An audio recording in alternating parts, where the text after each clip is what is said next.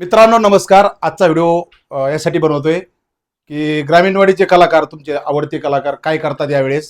संध्याकाळचे वाजले 7:30 आणि सगळ्यात पहिला कलाकार दाखवण्याचं तुम्हाला काम करतो तुमचा आवडता लाडका कलाकार वैशू.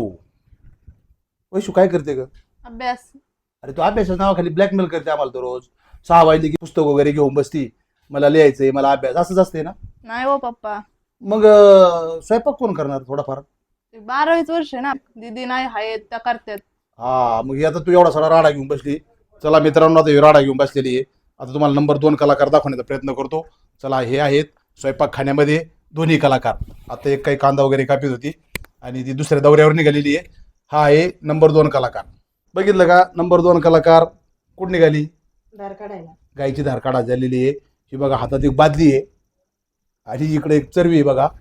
हे 2 ॲटम घेऊन लढायचं सामान घेऊन आता निघालेली तू धार काढायला. आणि तुम्हाला वाटत सर आता ही रुपाली का धार काढणार गायची आहे ना, त्याचं कारण सांगतो. मला आहे ना, नवीन नवीन गाय वेल्यानंतर धार काढायला बसलो, 4-5 वेळा लाथा मारल्या जोरात. गायपासून जवळजवळ 4-5 मीटर मला लांब फेकलं आणि माझा गुडघा मोडता मोडता वाचलाय. त्याच्यामुळे रुपालीला दया आली. ती म्हणली मी धार काढते गायची, तुम्ही काय काढू नका, नाही तुमचे दात बी सगळे पाडून टाकीन, ऐक नाही गाई. तर चला रुपाली, ये लवकर धार काढून. हो बरोबर. चलो, आता नंबर 3 कलाकार दाखवतो मित्रांनो. नंबर 3 कलाकार बघा. नंबर 3 कलाकार आहे दिदी. दिदी काय करते बाई? चपाती. बघा, दिदीच्या चपात्या होत आल्यात आणि भाजी राहिली नाही करायची तुझी. बघा मित्रांनो, आज आहे आपली मोड आलेली मटकीची फ्राय भाजी आणि हुलग्याचं कुडी भाजी फ्रीजमध्ये ठेवलेलं आहे. चपात्या झाल्यानंतर दिदी करणार आहे भाजी. तर चला मित्रांनो, मी आहे नंबर 4 कलाकार, आहे की नाही. चला, तुमचा सपोर्ट असाच असू द्या. भरभरून सपोर्ट तुम्ही दिला, भरभरून प्रेम तुम्ही चॅनलला दिलं.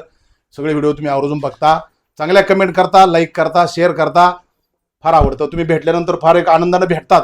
आज मी जिथं जाईन तिथं सगळे आपले सबस्क्रायबर आहेत, फॉलोअर्स आहेत, फार मोठ्या प्रेमाने भेटतात, आदर सन्मान देतात. त्याच्यामुळे आम्हाला फार भरभरून आल्यासारखं होतं. आम्ही यापुढेही असं जमिनीवर राहू. आम्हाला काय फार हवेत जाण्याची इच्छा नाही आहे, आम्ही जाणार पण नाही आहेत. आम्ही तुमच्यातलेच एक आहोत आणि तुमच्यासारखेच राहणार.